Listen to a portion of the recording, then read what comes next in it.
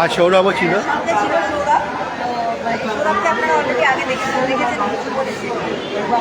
এই মুভিটা হচ্ছে একটু হরর টাইপের, কিন্তু হরর নয়, এটা একটু অন্যরকম হিপনোটাইজ টাইপের মুভি, যেটা হ্যাঁ। দেখলে আপনারা পুরোটা বুঝতে পারবেন। অবশ্যই। গল্পটা তো আগে বলবো না, এর জন্য চোখ রাখতে হবে আমাদের মুভিতে।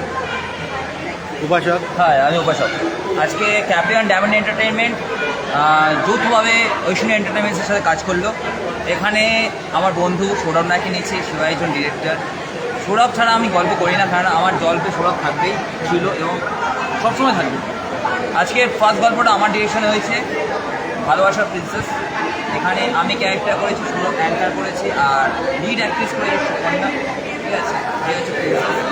ঠিক আছে, এই গল্পটা আমার লোকেশনে এসে বেলেঘাটাতে হয়েছে। গল্পটা ফুলটাই হয়েছে রোম্যান্টিক গল্প।